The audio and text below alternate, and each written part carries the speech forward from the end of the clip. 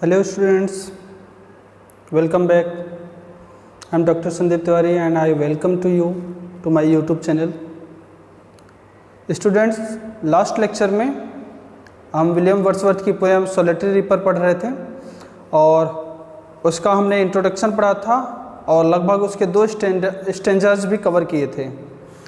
और आज के लेक्चर में हम उसके आगे की स्टेंजास को पढ़ने जा रहे हैं और आई होप कि अभी तक आपको कोई प्रॉब्लम नहीं आई होगी। तो चलिए आज के लेक्चर में हम उसके आगे के स्टेंजास को देखते हैं।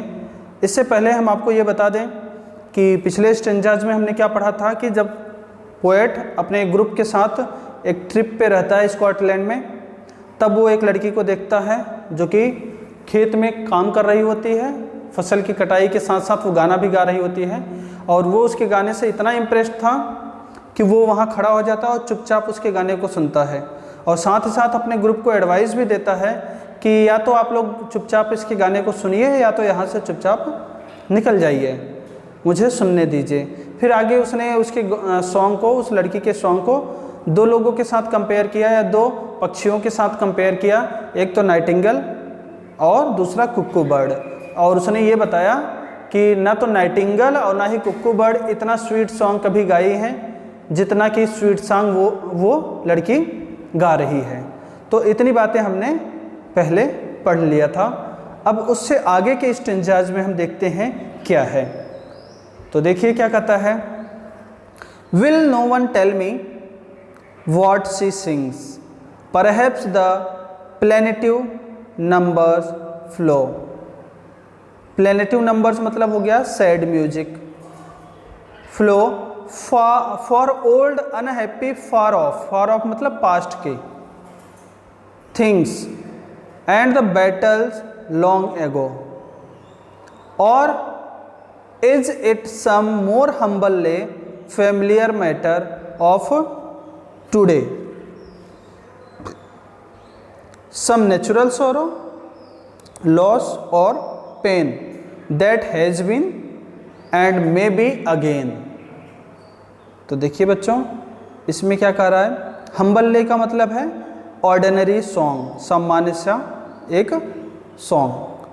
तो इसमें क्या कर रहे हैं कि in these lines the poet tells us about the language of the song. जैसा कि मैंने पहले भी बताया था कि he fails to understand the language of the song, language को समझने में वो फेल हो जाता है। और अगर लैंग्वेज को नहीं समझ पा रहा है तो उसके सब्जेक्ट मैटर को, उसके थीम को भी नहीं समझ पाएगा कि किस थीम पे ये सॉन्ग है या किस सब्जेक्ट मैटर पे ये सॉन्ग है, तो उसके लिए भी वो फेल हो जाता है समझने में।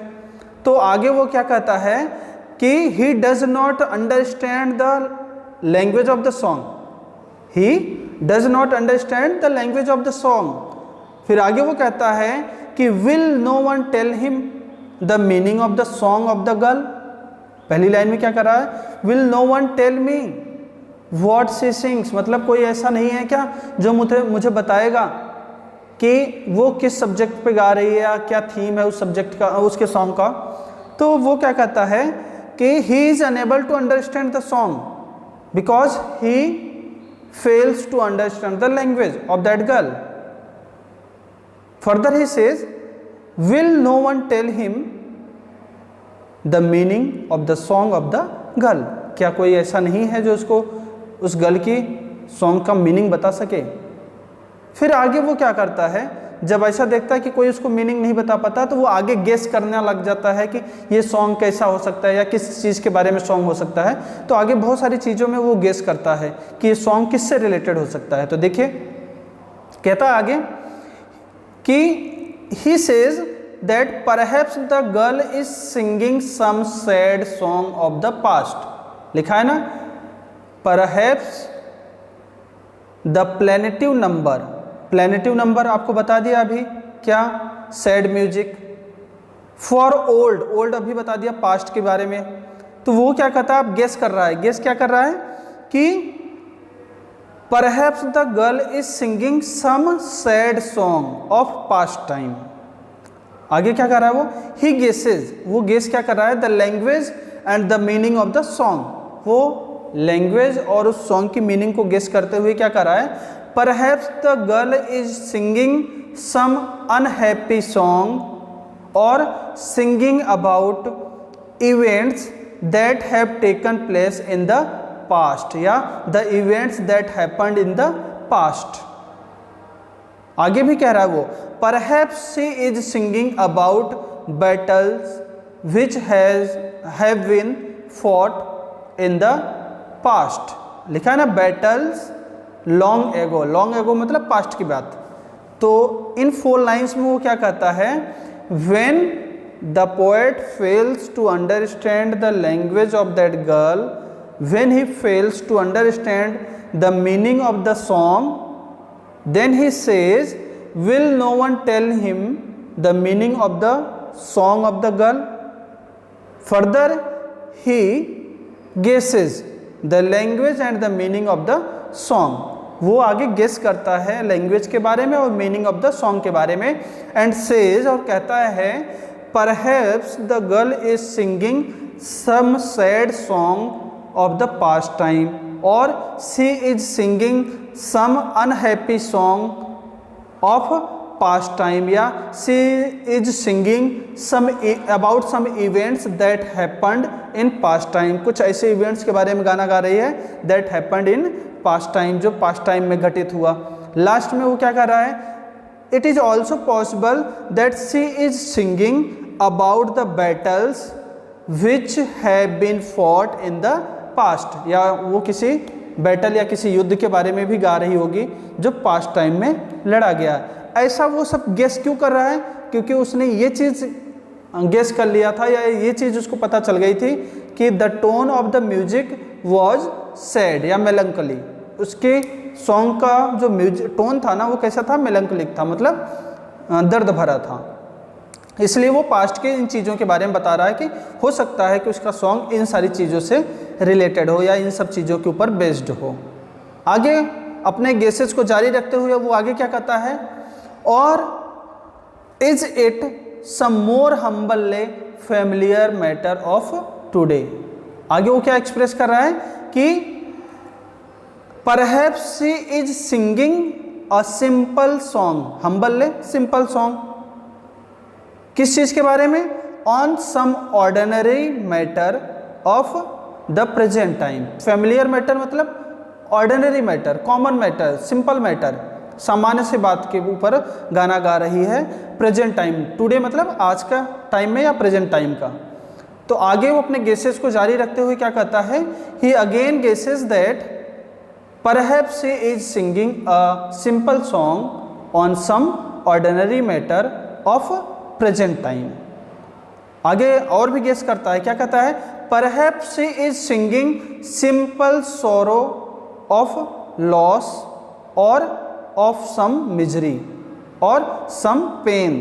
वो किसके बारे में बात कर रहा है, सम सिंपल सोरो, सामान्य सा जो दुख हमारे डे टू डे लाइफ में होता है उसके बारे में हो सकता है गा रहा हो, या लॉस के बारे में गा रहा हो, या सम मिजरी किसी पेन के बारे में या किसी दुख के बारे में गा रही हो। आगे वो और गेस क्या करता है, may be she is singing for the lover who has departed, या हु हैज़ लॉस्ट हर, या हर को आप उसकी बिलेवेड भी कह सकते हैं, हु हैज़ लॉस्ट हिज बिलेवेड। आगे वो और क्या गेस करता है कि perhaps she is singing a song for a lover, शायद वो एक सॉन्ग गा रही है किसके लिए, लवर के लिए गा रही है। हु हैज़ डिपार्टेड, जो अलग हो गया है किससे, फ्रॉम हर, फ्रॉम हिज बिलेवेड, जो अपने बिलेवेड से अपने प्रेमिका से दूर हो गया है, उसके बारे में वो गाना गा रही है। सब गेस कर रहा है वो, क्योंकि वो पूरी तरह से समझ नहीं पा रहा है कि what is the language and what is the subject matter of that song. आगे क्या कहता है वो, प्रोबेबली या perhaps the incident of loss और pain has taken place in the past. आगे लिखा है ना कि दैट हैज़ बीन, जो एक बार हो चुका है, एंड मे बी अगेन, और शायद वापस हो सकता है। तो दैट हैज़ बीन किसको शो कर रहा है, पास्ट टाइम को, और वापस हो सकता है तो कब हो सकता है, प्रेजेंट में हो सकता है, तो ये प्रेजेंट टाइम को शो कर रहा है। तो क्या कह रहा है कि perhaps the incident of loss and pain, जो लॉस और पेन की बात कर रहा है, हो सकता है ये इंसिडेंट है ना, happened in the past time and it is also possible that it will happen in future, या it will again happen in future. वो ये भी कह रहा है कि हो सकता है फ्यूचर में ये सारी चीज़ें वापस से घटित हो।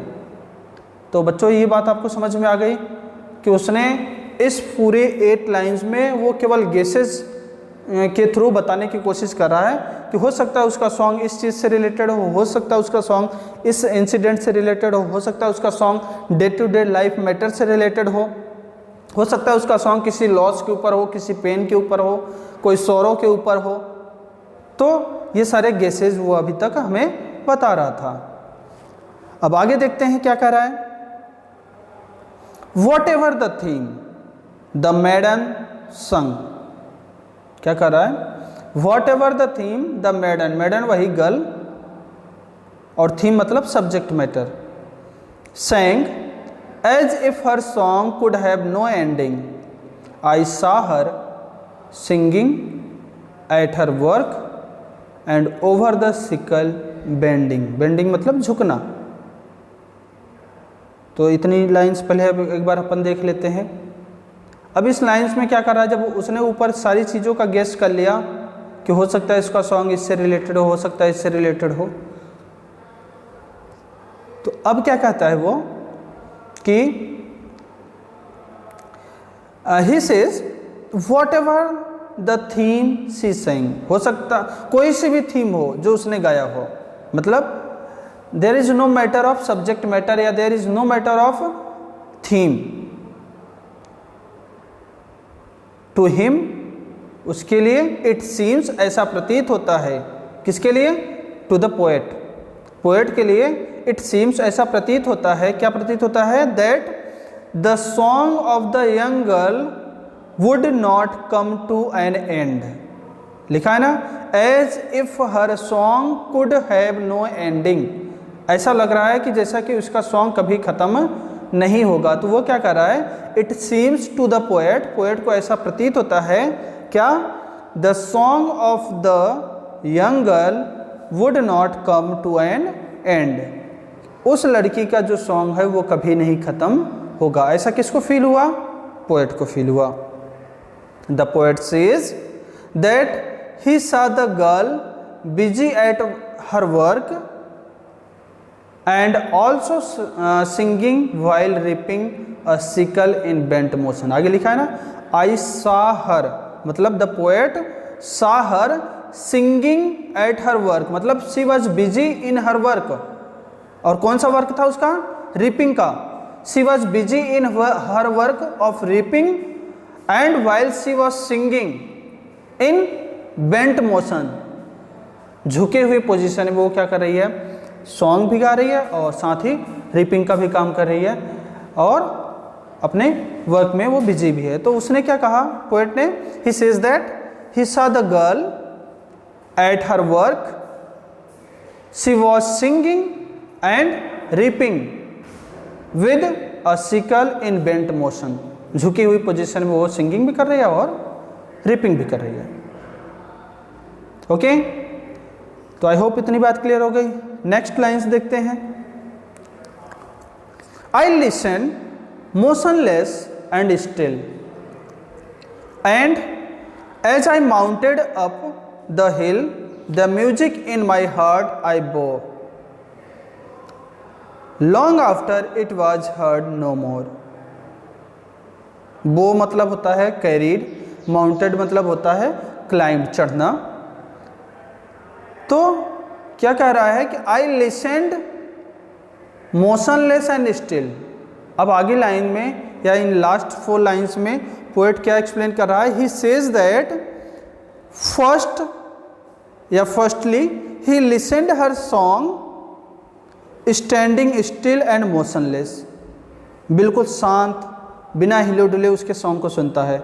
जैसा कि आपने स्टार्टिंग में ही देखा था, वो अपने ग्रुप को भी एड्रेस करते हुए क्या कह रहा था कि या तो चुपचाप यहाँ खड़े होकर के उसके सॉन्ग को सुनो, नहीं तो यहाँ से पास साइलेंटली, चुपचाप यहाँ से निकल जाओ। तो वो कहता है firstly he listen the song of that girl standing still and motionless. पहले तो उसने उसको आवाज़ को एकदम शांत और मोशनलेस होकर के सुन लिया। But now as he climbed up the hill of Scotland, लेकिन अब जब वो स्कॉटलैंड के हिल पे क्या करता है, क्लाइंब करता है, चढ़ता है, तो the tune of the song was so sweet that it struck या touch the heart of the poet. आगे लिख रहा है the music in my heart I bore, मतलब मैं अपने हृदय में उस म्यूजिक को अभी भी क्या कर रहा हूँ, कैरीड, लिए जा रहा हूँ। तो कहने का मतलब ये है कि when he climbed up the hill of Scotland the tune of the song was so sweet that it struck or touch the heart of the poet. Poet के हृदय को अभी भी टच कर रहा है या उसको अभी भी इम्पैक्ट डाल रहा है उसके ऊपर। He was so impressed that he carried the melody of the song with him long after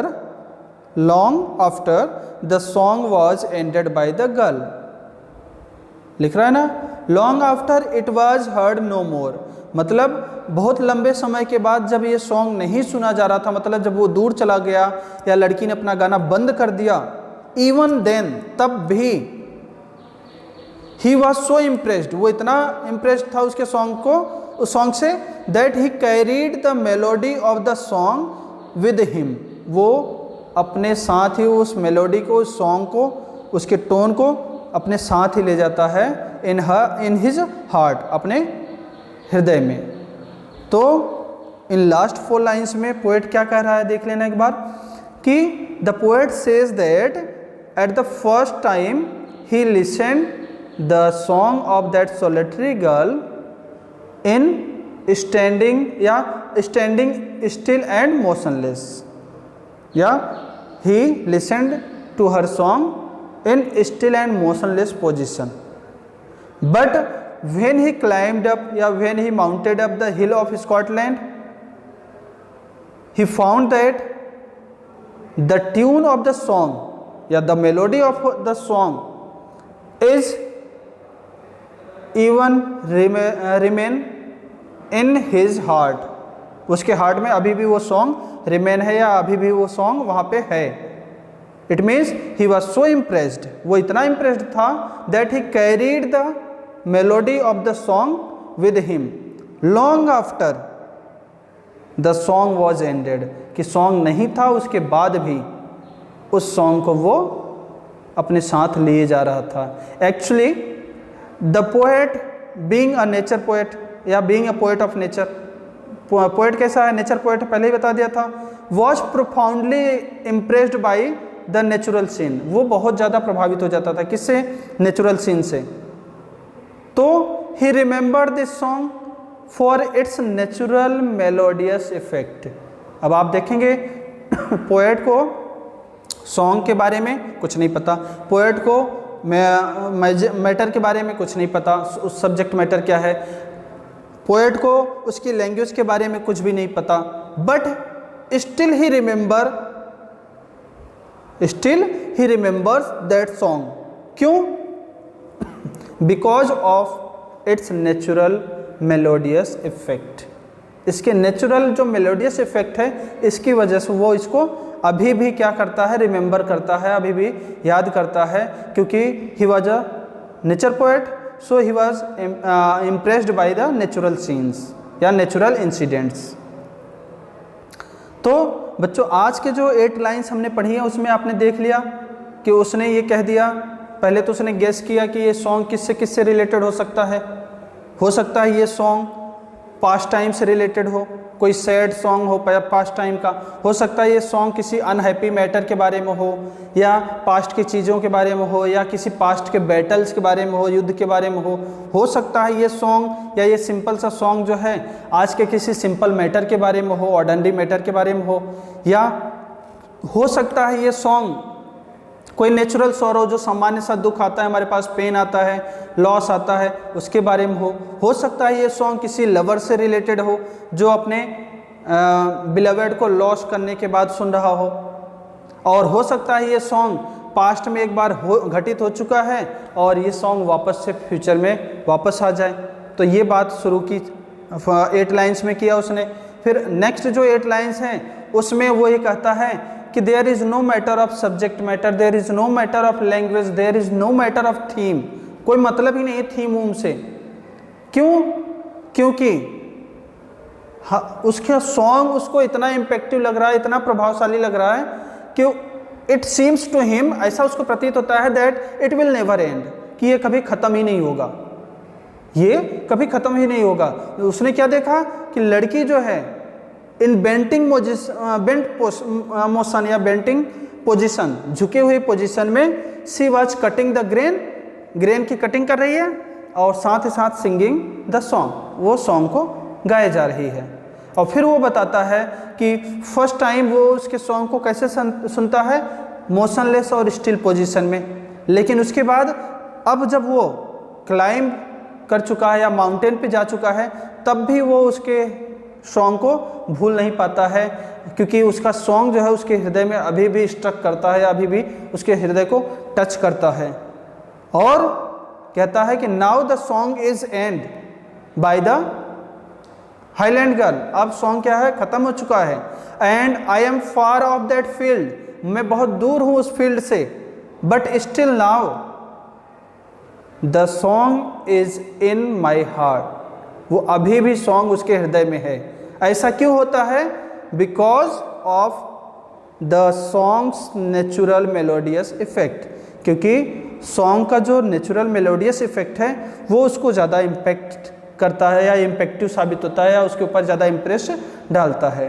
तो बच्चों, आज विलियम वर्ड्सवर्थ का ये जो सेकेंड पोएम था आपके कोर्स में ये भी कंप्लीट होता है, और आई होप विलियम वर्ड्सवर्थ की दोनों पोएम्स आपको अच्छे से समझ में आ गई होंगी और आपने इनके इंट्रो वगैरह भी नोट कर लिए होंगे। तो अगर आपको कहीं कोई प्रॉब्लम आ रही है, अभी भी कोई प्रॉब्लम आ रही हो, तो आप मुझसे पूछ सकते हैं, या आपको कोई चीज़ एक्स्ट्रा जानकारी लेनी हो, या आपको कोई चीज़ और किसी चीज़ की डिमांड हो कि सर ये इस चीज़ को ऐसे, तो आप हमें बताइएगा, हम वैसा कुछ करने की कोशिश करेंगे जिससे आपको अच्छे से अच्छे समझ में आ सके। सो आज के लिए बस इतना ही। Thank you.